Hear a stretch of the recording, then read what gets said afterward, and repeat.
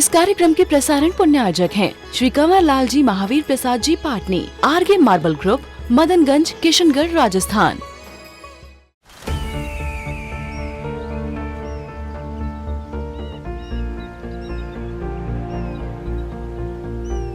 जो बनकर मेरा हमसफर आएगा, सिर्फ उसी को फर्क नजर आएगा। शुरू करो, डालो बुनियाद, घर महल नजर आएगा। वंडर लाइए, वंडर अपनाइए, फर्क नजर आएगा।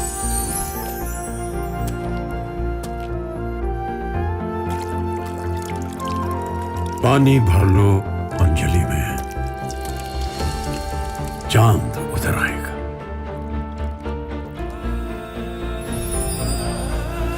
वंडर है ना, वंडर लाइए, फर्क नजर आएगा।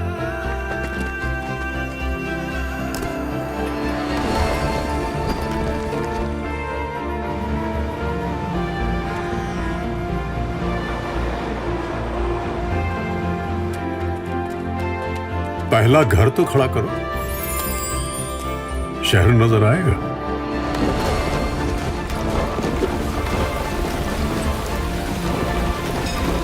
साल बरस और सदी नहीं, एक युग गुजर जाएगा। उम्र न पूछो वंडर की, जब फर्क नजर आएगा। वंडर सीमेंट, फर्क नजर आएगा। आप लोगों ने ये कार्यक्रम किया, वेदी प्रतिष्ठा का कार्यक्रम।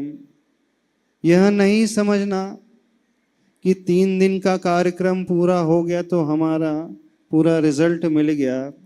ये तो कार्य की शुरुआत होती है और रिजल्ट तब मिलता है जिस उद्देश्य को लेकर के कार्य किया, उस उद्देश्य की सफलता हम पा रहे हैं अथवा नहीं। हम आप सबसे पूछना चाह रहे हैं, किस उद्देश्य को लेकर के वेदी प्रतिष्ठा का कार्य किया है? सिर्फ मंदिर बनना ना, भगवान को वेदी में विराजमान कर देना, अथवा सामूहिक रूप से गेट टुगेदर कर लेना और 3 दिन बड़ा एंजॉय करना, खाना पीना, ये उद्देश्य है? ये तो उद्देश्य नहीं, और ये उद्देश्य होना भी नहीं चाहिए। तो कौन सा उद्देश्य आप लोगों ने ध्यान में रख कर के सारा कार्य किया? कितने महीनों से आप तैयारी कर रहे थे, कितने महीनों से आप प्लानिंग बना रहे थे और क्या क्या सोच रहे थे? जिस समय आपने प्लानिंग की शुरुआत की होगी, आपने अपने मन में विचार लाया होगा कि हमें प्रभु की वेदी को बहुत अच्छी और भव्य बनाना है। तो क्या दुनिया को दिखाने के लिए भव्य बनाना है कि दुनिया की नज़रों में आपकी समाज का नाम बहुत अच्छा हो जाए, इसलिए बनाना है? नहीं ना। तो किस लिए बनाया? उद्देश्य जानते हो क्या है? प्रभु के मंदिर बनाने का उद्देश्य, प्रभु की वेदी बनाने का उद्देश्य सिर्फ एक बिल्डिंग का निर्माण करना नहीं होता है। उद्देश्य यह होता है, जैसे वे प्रभु बने, उनकी भक्ति करके हम भी प्रभु अपने जीवन में बन सके, उस रास्ते को अपने जीवन में अपना सके, तो मानना वो उद्देश्य है। आप सभी लोगों ने बहुत बड़ी बड़ी पात्रता हासिल की, कोई सौधर्मिंद बना, कोई कुबेरिंद बन गया, कोई महायज्ञ नायक बन गए, कोई वेदी में प्रतिमा विराजमान करता बन गया, और कुछ लोग ऐसे हैं जो सबकी सेवा में लगे हुए हैं। कुछ लोग ऐसे होते हैं जो भोजनशाला में लगे रहते हैं, कुछ लोग ऐसे रहते हैं जो कभी लाइट में आ ही नहीं पाते, स्टेज में आ ही नहीं पाते, वे बाहर ही रहते हैं। तो ये सिर्फ यह मान कर नहीं चलना कि हमें 3 दिन का कोई फंक्शन करना था, 3 दिन का कोई आयोजन करना था। आयोजन तो हो जाते हैं, आयोजन की सफलता कार्य की सफलता नहीं मानी जाती है। कार्य की सफलता तब मानी जाती है जिस उद्देश्य को लेकर के प्रभु को आप लोगों ने बैठाया है। तो उद्देश्य एकमात्र ऐसा है कि जैसा जीवन प्रभु का रहा, वैसा जीवन हम भक्तों का भी हो जाए, आप सबका भी हो जाए। तो ऐसा जीवन बनाना चाह रहे हो कि नहीं? यदि ऐसे जीवन को बनाने का संकल्प आपने लिया है, तब मानना आपने कार्य की सफलता की है। तो कितने लोग उस रास्ते पर चलने को तैयार हैं जिस रास्ते पर चल करके वे प्रभु बने। अब हाथ खड़े करें। उस रास्ते पर चल करके ही हम भी अपने जीवन का कल्याण कर सकते हैं। पूजा करना कोई उद्देश्य नहीं है, दर्शन करना कोई उद्देश्य नहीं है, वेदी बनाना कोई उद्देश्य नहीं होता, मंदिर बनाना कोई उद्देश्य नहीं होता है। क्योंकि जीवन में सबसे इंपॉर्टेंट यदि कुछ होता है तो हमें उस लक्ष्य को पहचानना, हमें पर्पस को पहचानना मुख्य होता है। हम किस उद्देश्य को लेकर के सारी मेहनत, सारी परिश्रम, सारी क्रियाएं कर रहे हैं। और प्राय ऐसा ही होता है जीवन में। बहुत सारी समाज, बहुत सारे लोग बड़े बड़े फंक्शंस आयोजित कर लेते हैं, बड़े बड़े कार्यक्रम कर लेते हैं, पंच कल्याणक प्रतिष्ठा कर लेते हैं, वेदी प्रतिष्ठा का कार्यक्रम कर लेते हैं, लेकिन 99% लोग उस मूल उद्देश्य को भूल जाते हैं। सिर्फ यह करके मान लेते हैं कि हमने बहुत बड़ा कार्यक्रम आयोजित किया, बहुत भीड़ आई, बहुत सारे लोग आए, बहुत सारे लोगों ने प्रशंसा की, बहुत सारे लोगों ने भोजन किया, भोजन की तारीफ की और सबकी तारीफ की और चलते बने। बस ये कोई उद्देश्य नहीं है। यदि आप इस उद्देश्य को लेकर के कर रहे हैं तो आप बहुत बड़ी भूल में जी रहे हो। तो सारे अम्बड़ वालों से कह रहे हैं, सारे जालना वाले से कह रहे हैं और सभी लोगों से कह रहे हैं, आपका उद्देश्य क्या है? तो कितने लोग उस रास्ते को अपनाने को तैयार है जिस रास्ते को प्रभु ने अपनाया? कितने लोग मुनि महाराज बनने को तैयार हैं? एक भी नहीं। कितने लोग आरिका माता जी बनने को तैयार हैं? कोई भी बहन नहीं। कोई बहन नहीं है? अच्छा, एक बहन। ठीक है, मुनि हर कोई नहीं बन सकता, हम ये समझते हैं, लेकिन कितने लोग श्रावक बनने को तैयार है? चलो अब तो बड़ा आसान रास्ता। श्रावक बनने को तैयार हो? श्रावक जानते हो कौन कहलाता है? किसे कहते हैं श्रावक? श्रावक वो होता है जो श्रद्धा से सहित होता है। श्रावक वो होता है जो अपने 6 आवश्यकों को पालन करने वाला होता है। श्रावक वो होता है जो प्रतिदिन प्रभु की पूजा करने वाला होता है। वो हमेशा गुरु की भक्ति करने वाला होता है। वह संयम का और तप का पालन करने वाला होता है और शक्ति के प्रमाण, शक्ति के अनुसार वह दान देने वाला, त्याग करने वाला और प्रतिदिन स्वाध्याय करने वाला और सप्त व्यसनों से रहित होता है। तो यहाँ के लोग सप्त व्यसनों से तो रहित है कि नहीं? कितने लोग ऐसे हैं जिनका सप्त व्यसन का त्याग है? हाथ खड़े करें। अब शुरुआत बड़ी बेसिक से कर रहे हैं। हाँ, बाकी का त्याग नहीं है। यानी महिलाओं का सप्त व्यसन का त्याग नहीं है। पीती है क्या यहाँ की महिलाएं? नहीं, पीती नहीं है। सप्त व्यसन का त्याग जानते हो? सप्त व्यसन कौन से होते हैं? शराब नहीं पीना, मांस नहीं खाना, जुआ नहीं खेलना, परस्त्री गमन, वेश्या गमन नहीं करना, शिकार नहीं करना, चोरी नहीं करना। अर्थात एक श्रावक का सबसे महत्वपूर्ण नियम, जो विवाहित श्रावक है, उसका नियम हो जाता है कि वह सदार संतोष व्रत को ले लेता है। यानी विवाह करने के पश्चात अपनी ही पत्नी तक और अपने ही पति तक सीमित रहता है। दुनिया में जितने भी लोग हैं उनकी दृष्टि में बहन, माँ अथवा पुत्री की दृष्टि आ जाएगी और जेंट्स के प्रति भाई की दृष्टि, पिता की दृष्टि अथवा पुत्र की दृष्टि। तो सभी लोग सदार संतोष व्रत का नियम लेने को तैयार हो।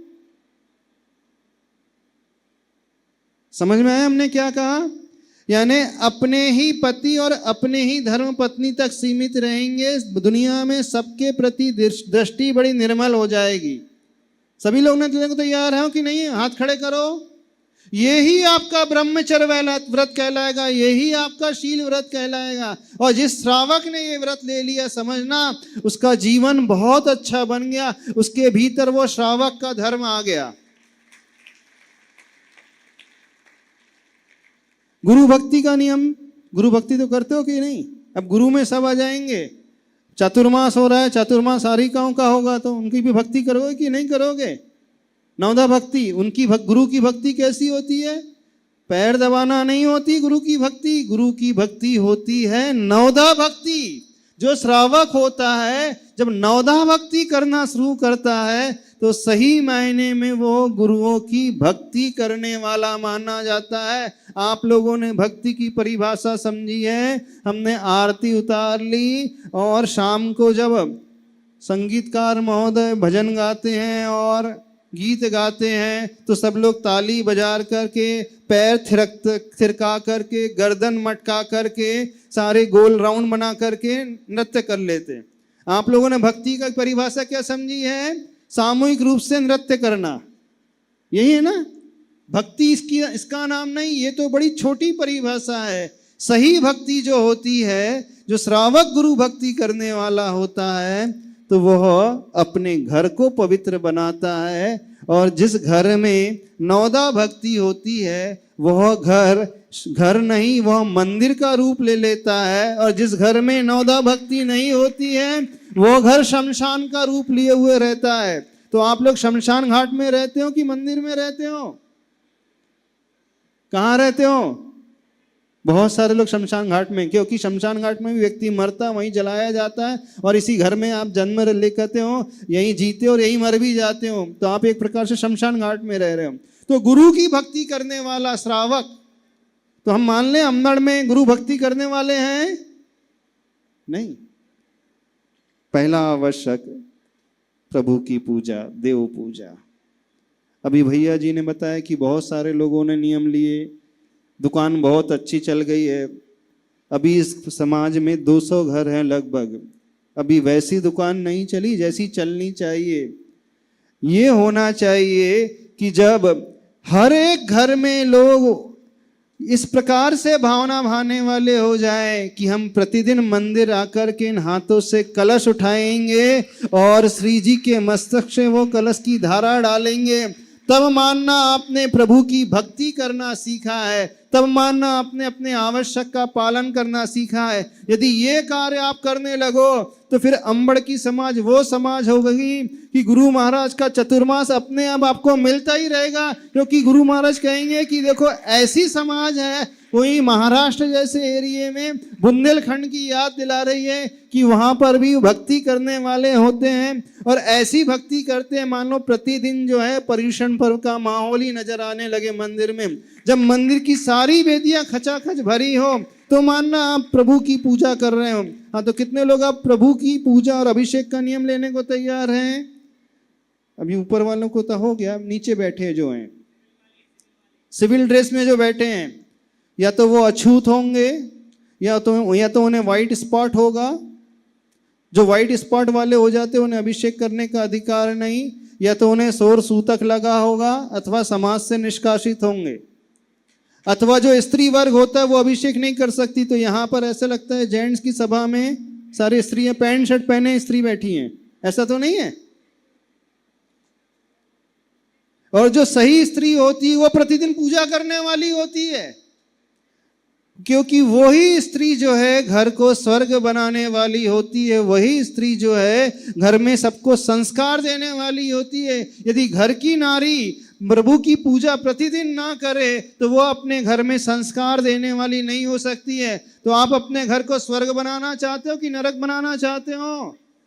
कितनी महिलाएं अपने घर को स्वर्ग बनाना चाहती हैं? हाथ खड़े करें। आप लोग नहीं बनाना चाहते स्वर्ग?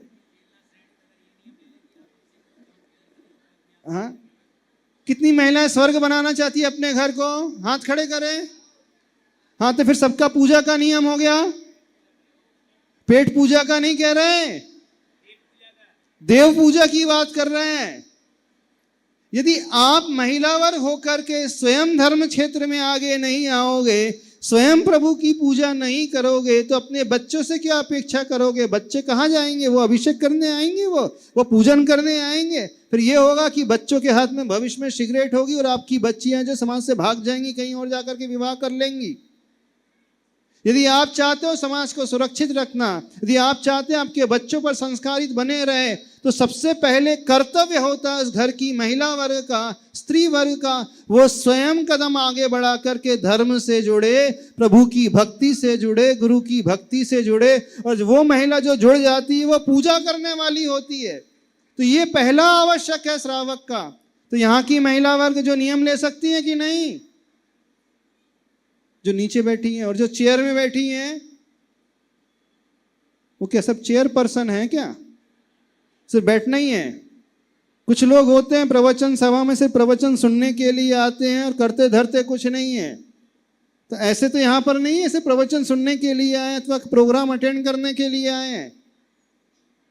बताइए, यह कार्यक्रम की सफलता तब मानी जाएगी, इस वेदी प्रतिष्ठा की सफलता तब मानी जाएगी जब हर घर से कम एक व्यक्ति निकल करके आ जाए कि वह प्रतिदिन प्रभु की पूजा करे। यदि घर का एक श्रावक भी प्रतिदिन पूजा करने वाला होगा तो वह भगवान से जुड़ा हुआ होगा और वह अपने घर को संभालने वाला हो जाएगा, क्योंकि उसकी भक्ति इस प्रकार की है।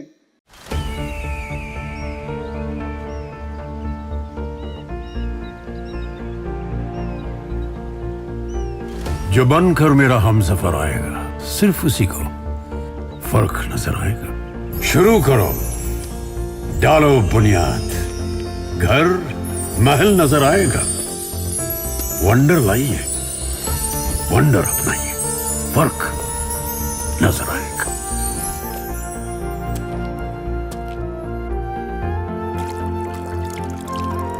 पानी भर लो अंजलि में, चांद उतर आएगा।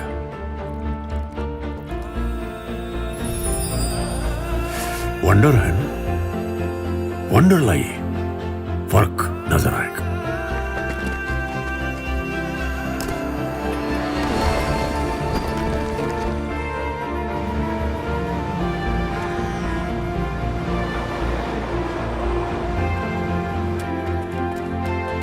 पहला घर तो खड़ा करो, शहर नजर आएगा।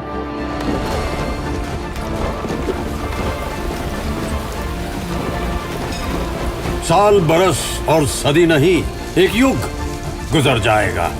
उम्र न पूछो वंडर की, जब फर्क नजर आएगा। वंडर सीमेंट, फर्क नजर आएगा। इस कार्यक्रम के प्रसारण पुण्यार्जक हैं श्री कंवर लाल जी महावीर प्रसाद जी पाटनी, आरगे मार्बल ग्रुप, मदनगंज, किशनगढ़, राजस्थान।